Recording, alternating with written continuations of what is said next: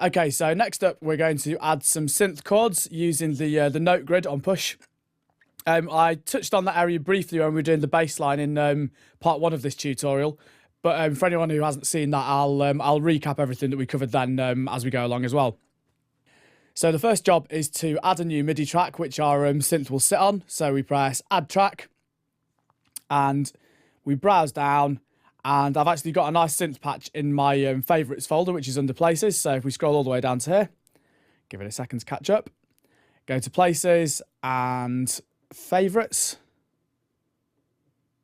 There we go. Well, I've been a little bit slow there. And in here, there is this patch called Juno Poly, which is a sampled Juno polysynth kind of sound. So we'll load that with the green button. And you can see that push has now automatically changed to the note grid mode, where each of the pads on push represent a different note in a particular scale.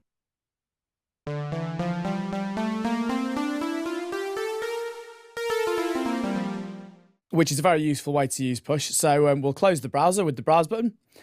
And you can hear at the moment that's playing, it's playing in a scale. So you can pick which scale you're using with the scales button here.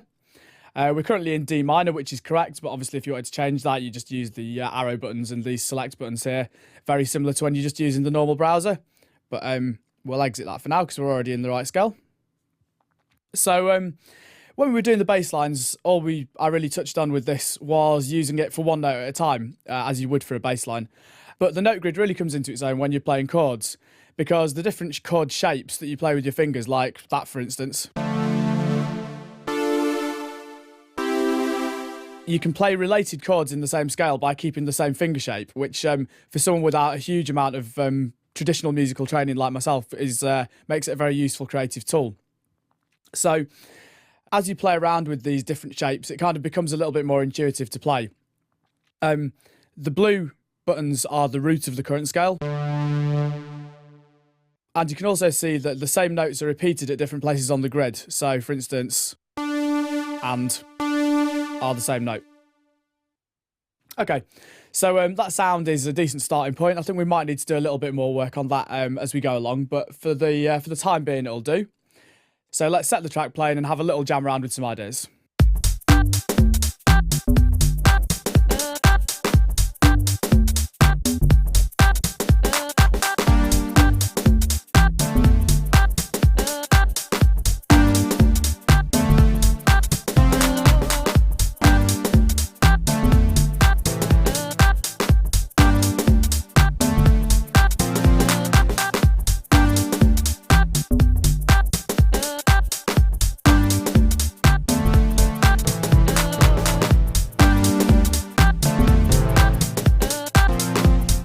Okay, so I think I could hear a pattern there. So kind of doing a simple thing with these two chords here as the main bit, and then sort of doing a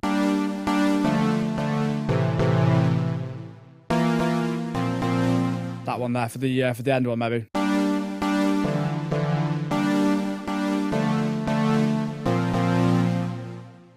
So something like that. So I'm going to set it playing and record that in and see what we've got.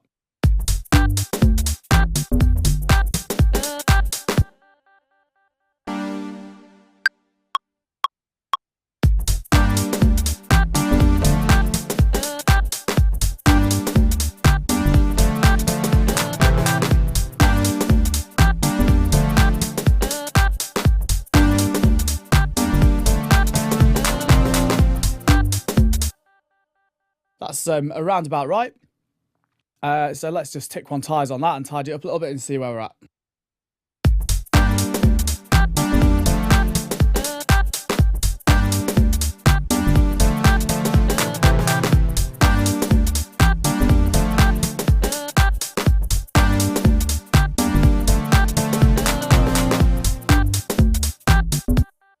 That sounds pretty nice to me.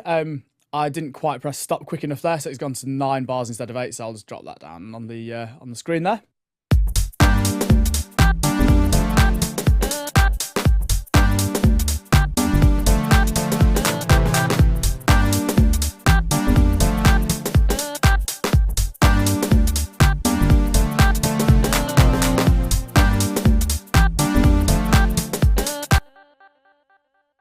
Now that works pretty well. The velocity of some of the notes isn't quite where it needs to be. Because with playing with the pads, I'm not a particularly talented player, so I've not got the velocity particularly tight over those.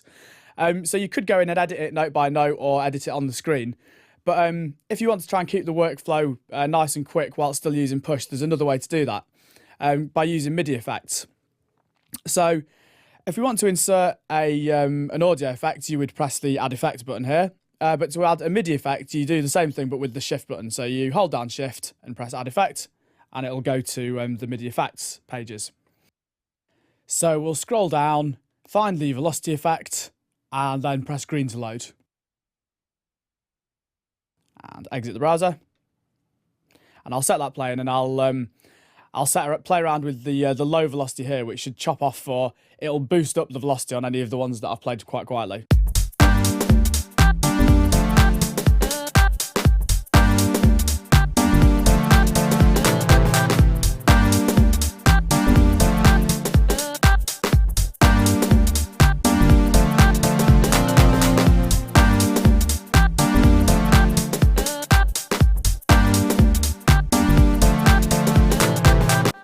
And you can hear that that's just pushed the those few notes that I played a little bit too softly.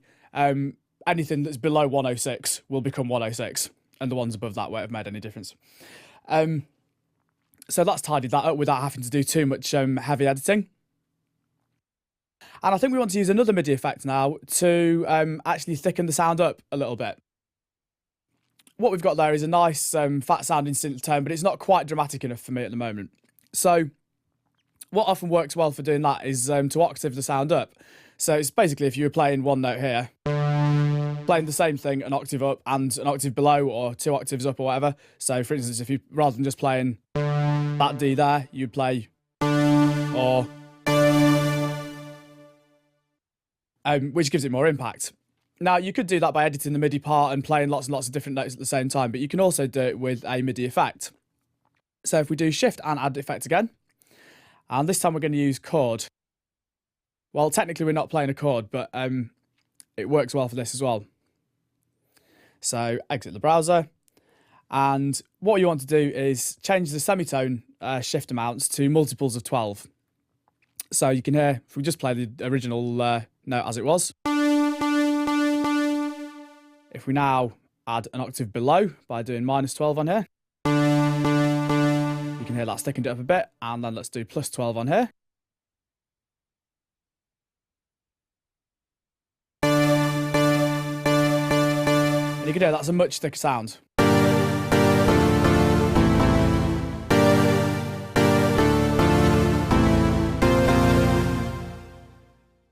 So let's even add a third octave actually. Let's go a bit wild and do +24 on that one. Oops, +25, doesn't sound quite so good.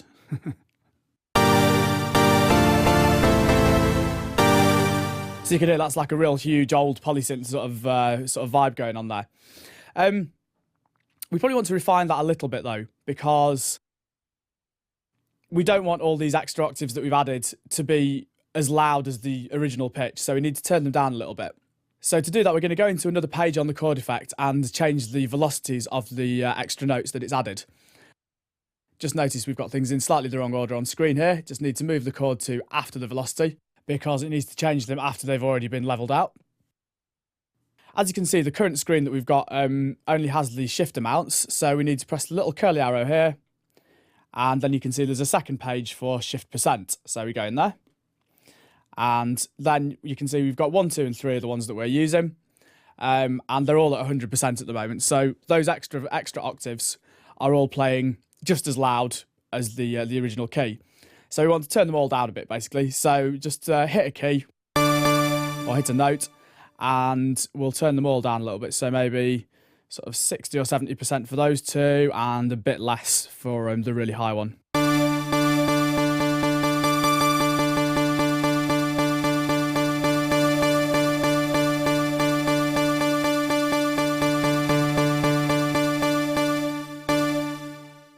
So you can hear as I tweak those, the sort of various extra layers of the sound get faded in and out. So I think that's around about right.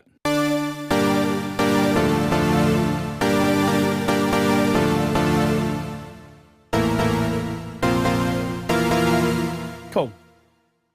So that's sounding a lot better. So let's just go back onto the normal device page there. And let's hear what that sounds like with the pattern that we programmed in before.